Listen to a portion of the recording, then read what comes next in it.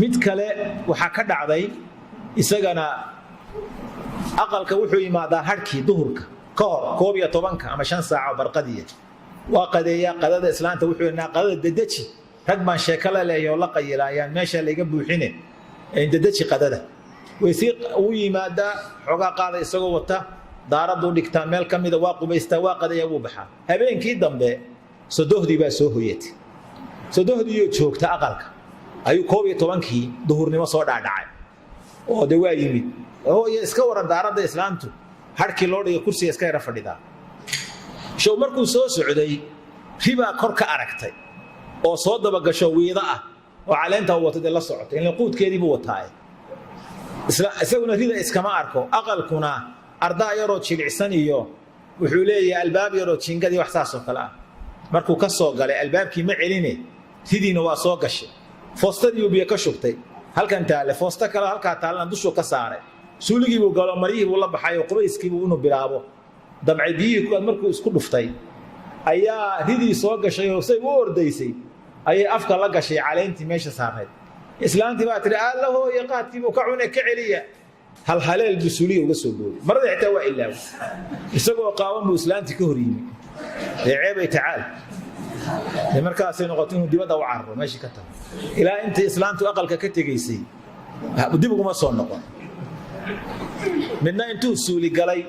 suuqaadka u cunayay dibaddu ka soo degay Hargeysa waxa ka dhacay dibaddu ka soo degay xogaa sanaduu dibadda ku maqnaa waa soo degay rag baa soo dhaweeyay asxaabtiisa wuxuu yiri bahalkii wuu hayaa aad baan u xaraaradeysna ilaa suuqa ina sii mariya inoo rujiya qaadka bahalkaas la soo qaaday waa weyn barkimooyinka leeg waa la soo raray aqalkii baa la keenay waa la fariistay asxaabtii saaxiibadii aqalkooda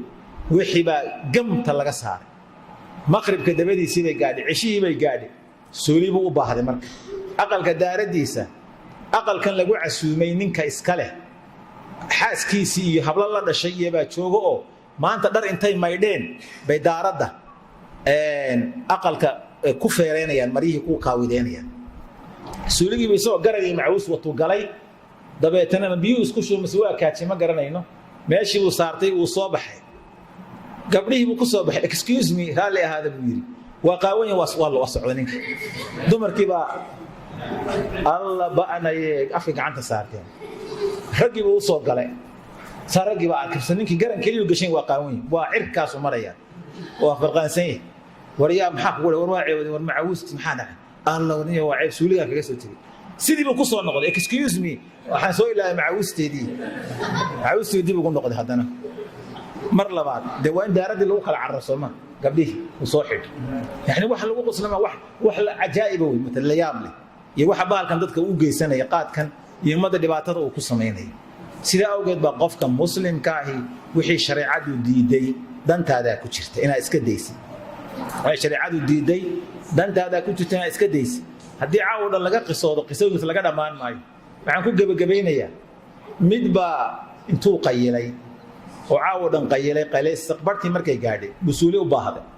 suuligii buu biyo la'aan ku galay meesha waxa degan islaantiisa iyo sodohdii bay wada yaalaan oo guriga ku wada jiraan markaasuu markuu fariistay uu arkay inuu biyo wadan bunaayaa biyo noo keen naayikeen biyaan ku istijoodo horay u maqli weeday markii gabadhu aqalka suuliga soo xiga waa kii sodohdii isagoo qaawan busuuli ka soo baxay oo islaantii maqsinkeedii oo furan isa soo hortaagay hadda noo keen biyo Soomaana goor biyo noo keen dhir baaxay qaado islaantii ila waxa nacaska la lansanaya hortaagan dhagii dhafoor bay ku dhufatay dib uu cararay arintii baa la ogaaday de markaas yirina islaantan ay gala hadal balan ilaahay waxaan qaadayaa dib dambe inaan qaado culin de markii islaantuna iska cafisay oo la maslaxay waxa weeyaan mid soo doodii dusha kaga kaajinay waa la sheegay waxa soo dhan buu aafaa baalkan leeyahay mid waxaan garanayaa anigu hadda wuu joogaa aabihii buu dhakhtar u qaaday dhakhtar buu aabihii u qaaday magaalooyinka magaalo ka mid u geeyay dhakhtarkii odagii soo ku jiray wuxuu yiri mobilkan soo charge garaysanaya barqadii wuu ka soo tagay mobilkii buu charge garsaday qaadna waa qaato waa fadhiistay odaygii sakaraadkii baa isugu yimid mid dhalinyaro abu kaga tagay miyuu dhalay odaygu musaadeer buu ahaa maqan ayuu kaga tagay odaygii waa sakaraaday waa la garaacaa moobilkii dee meel buu ku qayilayaa waa dhintay waa la mayray waa la kanfay waa la soo aasay 9kii habeennimo ka soo kacay isagoo findhicilanaya meesha har moobilkiisii sadaqadii uu ka jaajgaraysanayay uu qaato dhakhtarkii uu sii daayay walaalayaal odaygii halkan jiif xagee loo qaaday dadkii waa la yaab oo maxaa odayga ninka xal la jooga ma aadan ha mar odaygii waa dhinto waa la soo aasay meydkiisa la qaadi bal ka war khasira dunya wal aakhirah khasara dunya aakhirah ku dhacay ninkaas aabihi uu wado dhan waa ilaaw qisaskiisa wax laga soo dhamaan kara ma waxa weeyaan midba waxay sheegeen intuu soo guuray reerku soo hayaamay ayuu deegaamadeena mid ka mid ah buu soo degay reerkii markaasuu wuxuu yidhi raashin baan idiin reerkuna qarbac ma haystaba raashin baan idiin doonaya tuuladii uu yimid raashinkii uu ka miisan lahaa markuu soo galay iyo qaadkii oo soo dhacay ile baalka waalana daba ordaye ayuu ku beegmay waa qaati waa fadhiistay cishaa'iga wuxuu xusuustay reerkii inuu raashin u soo doono markii waalkii ka booday oo kiilamiistay oo cararay oo sii daayay reerkii reer ka sokeeya oo ay saaka wada degeen ayuu isa soo dul taagay markaas wuxuu isiri war islaantu way kula diriraysaa iyo kugu kicine gaajay la seexdeene bariiska iyo shaaha bal u bislee aqalkii kalu maamulanaya dabkii buu shitay digsigii buu saaray killigii buu saaray isagoo wixii babinayo afuufaya ninkii aqalka lahaayo qoortaa jiifa ayaa madaxa kor u qaaday war waa maxay ninka aqalka ka shaqaysanaya ninkii baa soo kacay war hebel war bal waran war waa khayr aamo hoos u hadal wareerkii saakan ka tagayo iyo kugu kicin ma isla waxbaan kare warkan reerkaagi ma waa reerkaygii waka reerkaagii laakiin bal bariiska iyo shaaha bal u bislee reerka gabar u dhaleebo intuu kiciir aabo bal la waxeeyo bal waxa bal eeg idaan ku dhaas markaas waxa lagu leeyahay qaadku hadhow xaaraan ma aha mandooriya ma aha dadka qaar waa laga yaabaa in la qabsadeen laakiin waxa hadii laga sheekeeyo intaan sheegay intaad haysaan baa ka badan weydinaan sheegin mooyaan laakiin waxaan leenahay ilaahay subxaanahu wa tacaala ha looga cabsado ilaahay waxaan ka baryaynaa inuu sharkiisa iyo xumaantiisa ina ka badbaadiyo hal qiso oo qaadka dhibkuu leeyahay inana muqaadaraad guud baan ka hadlaynay waxaan ku soo khatimi bahalkan qaadka ee lagu imtixaamaya ummadda dhibka u geysto magaaladeena waxaa ka dhacday xaafad ka mid ah arrin cajiib ah oo qaadka qofka markuu qaadka cuno waalan wuxuu kala og yahay malaha wixii xumaa buu samayn asagoo isku arka inuu quman yahay waxaa dhacday magaaladeenan xaafad ka mid ah yaa ninka geeriyooday qabri baa loo qoday habeen bay ahayd oo markaa roob yarna waa da-ayay oon badnayn qabrigii baa markaa waxaa aroortii baan xabaalaynaa waxaa la yidhi aan ka tagno qabriga waa qodan yahi nin qaad cuni baa qubuurta soo maray markuu qofka qaadka cuna maskaxiyan xataa nafta bini aadamka ee basharka ah wixii ay ka carari jirtaa la quruxsanaani ila ninka waxba ma kala ogo nin waxaa khadka ka maqan wuxuu qubuurtii soo maray qabrigii qoyaanaha ee la qoday maanta galabta la qoday buu arkay wuxuu is yidhi xoogaa kulayl baaba dareemaysaaye qabow waa dareemaysaaye qabrigan iilka ma isku uumisid waa meeshii qof la dhigayo oo laga cabsan lahaa kulaylbu wuxuu u soo raadsaday qabrigii ninkaa ma nin quman baa mise waa nin miir qaba waa habeen waa qubuur waa iil meesha arday mugdiga ah dharkii buu dhigtay qabrigii buu galay iilkii buu ku dhex qayili cajaa'ib waxaa la arkay iilkii bartankiisi buuba yuu barkin dhigtayba carradii u barkaday uu ku dhex qayilayaa asagooba meel fiican u marayso iskuba arkaba inuu raaxaysanay meesha ku raaxaysan waa intee waa qabri walaalkii la dhigi rabo subxaana allah wax la yaab kale ku kale oo socdo ha ka soo kor dhaco dadku waa dad waa la xayraan yacni waa la iska socdaa la iska shabkacsanaya hataa ad waraabo u gelay waxba marka maayo kii oo socdo qabrigaa soo dul istaago qabriga ha ku simbirraxoodee ha ku dhaco kii oo gudaha ku jiro yuu ka kor dhacay yani dadka waa dad waalan kan soo dhacayo kan lagu soo dhacayo waa dad wala waalan kii wuu kusoo booday kulleeta uu qabtay wuxuu man rabuka kii intuu argagaxay yaa wuxuu qofka dhintay ani ma aha war qofka dhintay ani ma aha kana wuxuu taa man rabuka laba nin oo wareersan weeye xaqiiqa qaysa cajiib ah waa la yaab kan wuxuu la malag buu iska dhigayaaba waa kii meesha ku sii qorqaylay ninkii buu kuleeto ku haya ma rabbuk ma diinuka ma nabiyuka kii kan intuu wallahi waqti baa ii dhiman ninkii soo dhintay ani ma ah wadadan soo iska maray subhanallah war dadka ma dad qoman baa ma soo dad miir qab walaalayaalow dadkaas dad qabrida iskugu imaadeen ayagoo dalacayaan isku weydiinay ma rabbuka iyo ma diinuka iyo ma soo dhimanin subhanallah dadka dad miir qaba inay ahayn nin walba uu garan karaa waa xumaantada iyo aafada qaadka uu leeyahay maxaan u malayn qof muslim ahoo maanta wax isku falayo inuu qaad un waqti u sii haynin wuxuu dhibaato u geysanayaa geedkan maadooyinka ku jira qaar ka mida manida bini aadamka laga abuuro iyo xayawaanaadka manida ku jira bini aadamka laga abuuro ayuu dhibaato u geysanaya sidaa daraaddeed waxaa kaloo uu keenayaa doonitaankii iyo damacii ragga ku jiray ee ay dumarka iyo gogosha u qabeenna waa daciifinaya wabitaali ninkii qaadka aad u cunayay reerkiisii waa dayacay oo islaantii gogoshii waa ku qatanta oo way xishoonaysaa mooye maxkamaday waa hore imaan lahayd yani waxa waa xuquuq lunsan laana shahiyadii iyo doonitaankii iyo damicii buu luminaya waxaa kaleeto uu keenayaa dhibdhinac kale marka laga fiiriyo sidoo kaleeto saan soo tilmaannayba wuxuu keenayaa carruurtii iyo gurigii waajibaadkii iyo xuquuqdii ninka ka saarnayd buu luminaya leanna waxa weeyaan waxoogaa yar buu soo helayaa waxoogaagii yaraa maasagaa qaad ku cuni mise carruurtuu biil uga dhigi naftan qaad ka baratay ilmaha waxsii ma taqaano markuu soo dhaco baabuurkii ama diyaaraddii qaadka waday iyaduu ku hormarayaa ilmihiisiiyoo qatan oon waxba haysanin bal waxaa la ii sheegay ninbaa hadda ka hor ragga qaadka cuni jiray ka mid ah ilmihiisiiyoo 2 habeen aan dab loo shidin ayuu u yimid islaantii weydiiyo wuxuu yidhi naa ilmaha maxaa ku dhacay ta ilmaha waxbayna haysaninoo waxba maada u keenin markii buu ordayoo suuqa galay oo waxoogaa 200 buu lacag yaroo 200 bir ah buu shaxaad ku soo helay 200 buu gabadhii u keeno markaasuu yidhi naabal dabka ugu shid ilmaha gabadhii markay waxoogaagii qaaday meel bay saaratay dabka shidiiddiisay u dhaqaaqday lacagtii oo meeshii saaran isaguna meesha taagan yahay gabadhiina dabka ku maqantay baabuurkii qaadka waday baa soo guuxay 200 meesha saarnayd buu intuu xaday oo jeebka gashaday buu la dhaqaaqay gabadhii wareertay war 200 yaa xaday marma dabayl baa qaadatay rafaaday in badan oo ragga ka mid ah carruurtoodii iyo guryahoodii baa dayacan waxoogaagii ay heleen qaad bay gelinayaan danna reerka ma laha yani mushkila ijtimaaciya mushkila usariya xoolihii waa baabi'inaya tarankii waa baabi'inaya waxaa la ii sheegaya ingiriiskan ma qisas beena run qisa waaxidaan kuu sheegaya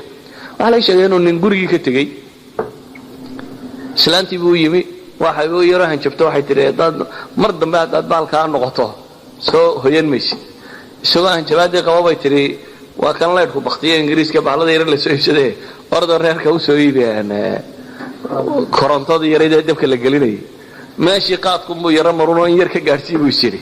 wuu fadhiistay carruurtiisi iyo wixii oo dhan wuu ilaabay islaantii gurigaa ku madoobaaday meeshii waa isla basbeeshay islaantii waxay garatay inuu dakii marqaan tagay aanu soo soconayna waa iska baxday nalkeedii bay soo iibsatay 11 habeenimo soo baxay baa la yidhi oo xasuustay inuu reerka ka yimi meeshii dabeetana 11 habeenimo soo cararay gurigii uu horiyay ingiriiska ku daafadan la tuuray bacmado inta lagu gora meesha la hordhiga uu soo tagay la wana waalane markuu arkay wuxuu isii wallahi wata alaabtaadii dibadda lagu dhigay بعد حشيش كإسلام صوتورتي أيوة قاطع تورتو كله وايد كتير وقصنا بقى ما تورتو كله وصع على جوري هو يدي بتجي كبر كفري ما يلبقوا عباستي واحد أيوة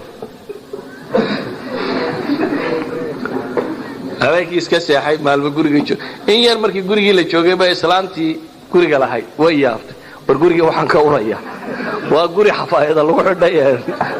كبر كله جلي جوري وحن كوريا أخيرا إسلامتي ماشي فرتي بعد ما الدوال كرفتي بعد ما حفايضي عرفتها وجرا مرجع إسلامتي عرفتي تري وأروام حي وحنا بعد كوسيتي waa alaabtaydii halkaa dhiga waar alaabtaa jabtay waa maxay waxaani baa la yidhi waa soo dhaqaaqo wuu arkay ninkan waalida ku jirta wax kale ma xasuusan wallaahi ileen layma eryin buu yidhi islaantu bacdii kaga cararay ma xasuusan xataa inuu ka qaado waa nooc min alwaali runtii haddaan is idhaahdo uun muxaadara ka dhig inta qise weliba rasmiya lay sheegay takfiikum inuu waxa kani aanu ahayn wax qof miyir qabaa uu isticmaali karo على كل حال كما ورّا يقاف يعني سوشيالي محو dhibaa dhaqaale muxuu dhibaa dadnimo muxuu geystaa caafimaad muxuu yeelaa laakiin waxaan tilmaamaya waxa weeyaan war waa daraga ka mid ah laakiin waxa koowaad aynu u baahanay waxa weeyaan war macluumada waxaan inuu darag iyo inuu dadka gaarsiino balkii cunayaana isagoo darag u garanaya cuno ilaa inuu isagoo weesaysanayo cunaya laakiin ha gartay inuu kookaayiintay waxaanu la weesaysanaya ama kookaayiintiisa markaa ha weesaystaa ma iska daayo laakiin inaynu gaarsiino mujtamaceena waxaan inuu darag yahay daragnimadiisuna ay caddahay oo aanay muran u baahnayn ee scientifically la proof gareynay inuu darag caadi yahay kaasina inay tahay daragaasi maanta ka qoran dunida oo dhan ama dunida qaybo badan oo kamid ah ka qoran maxay drug number 1 ay ku qorantay idan waxaynu u baahanay bulshadeena inaynu waxa kan geedkani wuxuu yahay Soomaali wari may baranayna inaynu baro قصة عجيبة أي حديث كان مركو شرحي الوزير ابن هبير الحنبلي الإمام يوشابه نين عالم وإمامه ولورج محمد بن يحيى أياتشري وأسأل الشيخ يسأل أسأل الدولة ضم بمركز وزير وأها ابن هبير صاحب الإفصاح عن معاني الصحابة قرنيسة وحوري وحاد دعي برف بعد دعي يقبو درون ولي إيمان باك دعي بغداد وأنا اسكت حليب أنو سقوا وزير وحوشدن قصدك وحكشي أنت سو جرجرة أنت ضبّا كبحاية كادوي أنا هردو خورنا يوم بالله إتوسيبول صار نطوسينا وحيتوسي ما خان صار نطوس قلبي وحلوص وطوري ضب يوحو كلاح بالشيخ هذا عاو أدر أضون أضومي ذا كميدو إلى سيحن جيران وريا يستاقو جرجرها وين ضب كنت تقاضو قرقي الشيخ محمد ابن يحيى سمقرها توش نقاضو يفتين هكوفن روب كان اسك إلالي أوجي وكي قاضي سجل لبعض دون كلا إسراعي الباب كي قرعي ويفرن وذات كي أو نفط بين كب حضو قرك أسارا يلوجي يوحو كلا حلها أسيجي وذات دي سنفط باسوقش مالمان اسكت شغني ما صدح بركات بان مسجد كوين اسكون نمت شيخ بقى يوراني بوري هبين أويد asagoo baraf u dhacahayo baantaan hidaahiday islaanta wax ka dayeeyo markaas hadana qabaysan dhaxantii la oran jiray baa soo fakatay busta fiican ma nahaysan anagu isiyaasinay ruuxul meel intuu seexday isiyaasinay baad girgiro weyn keentay wadaba habeenka ilaahay banu ka badbaadiy buu sheekh ibn hubayro nuura wax gadaal ka leeyahay waligay intaan noolaa idan daba uma geeyay wadaadkaas buu waxaan u tarinay ma jirin nin uu sheekhu jeclay buu iska weeshanay maxaa sameeyay buu sheekhu markay naftu ay qabatay oo guri wixii loo dhan caalna deeqi waayay oo xataa kici weynay ayaa intaan sujuuda ilaahay baryay buu oo inuu ilaahu qabow caawaha ii dilin ilaahu qabow caawaha ii dilin inuu weero wuxuu markuu sheekhu sidaa yiri ducadiisi baa aniga wadnahay u dhufto hurdad ii diiday buu kadibna gargar aan waliga u geeyno dab ah ayaan la qamaamay buu dabaalnimadkayga inta maxaan u garan waayay buu walacalla dacwata sheekhi asaabatni buu yani adoonku markuu xaalad khatar galo inuu ilaahay isku dhiibo amal wanaagsan oo ikhlaasana oo ilaahay ku baryo laakiin haddaan wax ku qarsoon ba jirin hawshadu ay qulban tahay marka halka lagu dhago gacmo xaar lam yataagi صادر السلف وحيدا لابد للرجل أن تكون له خبيئة عمل صالحة وإلى درته أسمي وأقرصون روح وإنه له وإن صاحب ذا أغين وإن هو ذا أغين وإن والد أغين وإن حاس أغين وإن ويل كذا أغين ومركي حالتك قبصته أتقب بحثته تعرف إلى الله في الرخاء يعرفك في الشدة إذا سيدة دعاء إله لغم خساره هلا بدي والله سبحانه وتعالى أعلم